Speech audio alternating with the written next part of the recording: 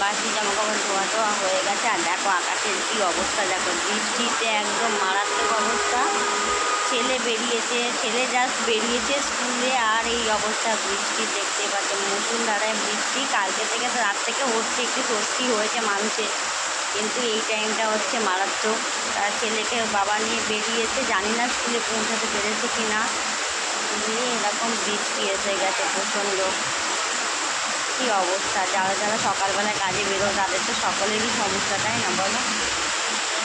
বন্ধুরা এখানে ভাত বসিয়ে দিয়েছি, ভাত বসিয়ে দিয়েছি, প্রত্যেকদিন মাই করে ফেলে, তা মাকে আজকে রেডি করে বসাতে বলেছি ভাতটা, কারণ তাড়াতাড়ি হয়ে যায় এই ভাতটা। তা সেই জন্য মাকে বলেছি বেশি আগে আগে করতে হবে না। এই তো ওয়েদারের অবস্থা দেখতে পাচ্ছ, বৃষ্টি পড়ছে, ঠান্ডা হয়ে যাবে ভাতটা তাড়াতাড়ি। এমনিতেই আমাদের সকালে রান্না করার ব্যাপার, হ্যাঁ, কিন্তু হয় কি ঠান্ডা ওয়েদার থাকলে তো আরও তাড়াতাড়ি ঠান্ডা হয়ে যাবে। এদিকে দেখো ঢ্যাঁড়স আলু মা কেটে দিয়েছে, ঢ্যাঁড়স আলু তরকারি করবো।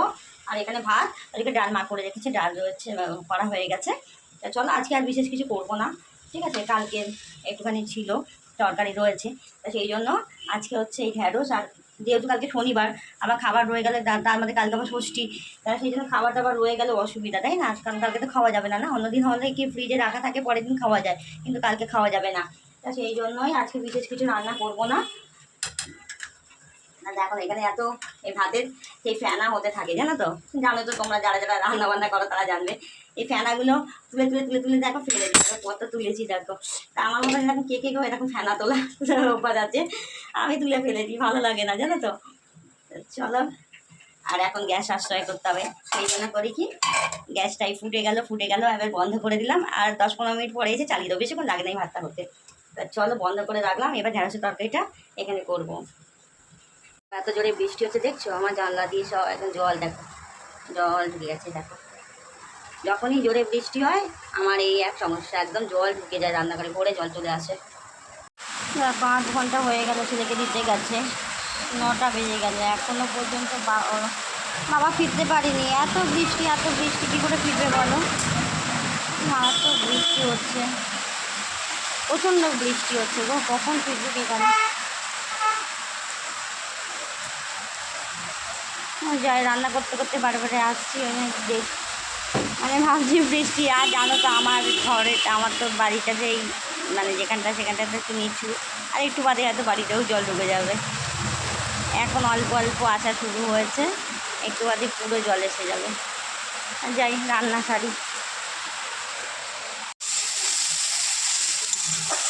ভাত হয়ে গেছে, সমানে টেনশন হচ্ছে, ছেলেটা স্কুলে ঢুকতে পারলো কিনা বুঝতে পারছি না। মা তো শুধু ঘর আর বাইরে করে যাচ্ছে। চলো নিচটা একবার দেখে আসি, নিচে জল ঢুকে গেল কি না। ঢুকে যাবে জল, ধরো দেখি। হ্যাঁ, যা মনে করেছি তাই, দেখো জল পুরো ভরে গেছে, দেখতে পাচ্ছ, দেখো পুরো জল ভরে গেছে। আর একটু হলেই দেখো আমাদের উপরে ঘরে উঠে আসবে, আর বৃষ্টি হলেই দেখো এই এক সমস্যা, দেখো হাফ দরজা হয়ে গেছে। জানি না কী হবে, আমাদের বাবাও নেই বাড়িতে, বাবা তো বাড়িতে এখনও ফিরতেই পারছে না। বুঝতেই পারছো বন্ধুরা কী অবস্থা, দেখো মানে তোমরা তো জানোই, আগের ভিডিও দেখেছো, মানে বৃষ্টি একটু যদি বেশি হয়ে যায় তাহলেই এত এত জল জমে যায় বাড়ির ভিতরে, মানে মারাত্মক অবস্থায় ভুগি আমরা, যেহেতু আমাদের বাড়িটা একটু মানে বাড়ির জায়গাটা একটু নিচু রাস্তার থেকে, তা সেই জন্য পুরো জল ঢুকে যায় বাড়ির ভিতরে। আরেকটু বাদে তোমরা দেখতেই পাচ্ছ, মানে আরেকটু বাদে একদম ওপরে উঠে আসবে, ঘরের ভিতর দিকে উঠে আসবে, মানে নিচে তো মানে নামাই যাবে না সেভাবে। আর যে পাম্পটা চালিয়ে দেয় এক্ষুনি, মানে জানি না পাম্প চলছে কি চলছে না জানি না, জলটা তাড়াতাড়ি রিলিজ হয়ে যাবে, বেরিয়ে যাবে। কোনো বাবা আসেনি, চলো মা তো এদিকে টেনশন করছে, শুধু বাইরে আর ঘর এই করছে, বারান্দা আর ঘর। কারণ হচ্ছে ছেলে স্কুলে পৌঁছাতে পারলো কিনা জানি না, কারণ ছেলে বেরিয়েছে তার কিছুক্ষণের মধ্যে, 10 মিনিটের ভিতরেই বৃষ্টি নেমে গেছে, জানি না ছেলে স্কুলে পৌঁছাতে পেরেছে কিনা।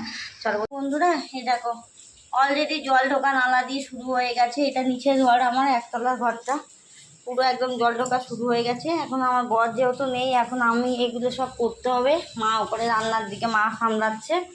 তো চলো এখন শুরু করি গোছানো। নালা মুখটা দেখো, আরও টাইট করার চেষ্টা করছি,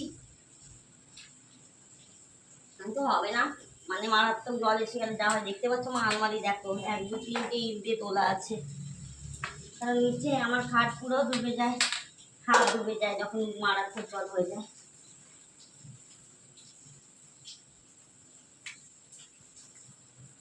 বর তো আসতে পারছে না, আটকে পড়েছে পুরো রাস্তায়। বাইরের দিকটা গিয়ে দেখি বাইরের গলিটার কি অবস্থা। বাবা দেখতে পাচ্ছ, দেখো পুরো একদম জল ভরে গেছে, মানে আমাদের এই গেট দিয়েও জল ঢুকে যাবে, আবার দেখো কি অবস্থা, এই গেট দিয়েও এক্ষুনি জল ঢুকে যাবে, আর পিছন গেটের গেটটা দিতে ঢুকে গেছেই, সিঁড়ি দিয়ে উঠে যাবে। এবারে কী করবো দেখো বন্ধুরা, কী শুরু হয়েছে দেখো, চারিদিকের অবস্থা দেখো। জানি সবারই এরম অবস্থা, আমার কপালটা একটু বেশি, কারণ চারিদিকে দেখো না, নর্দমাগুলি দেখো, হাইড্রেনগুলি দেখো, সব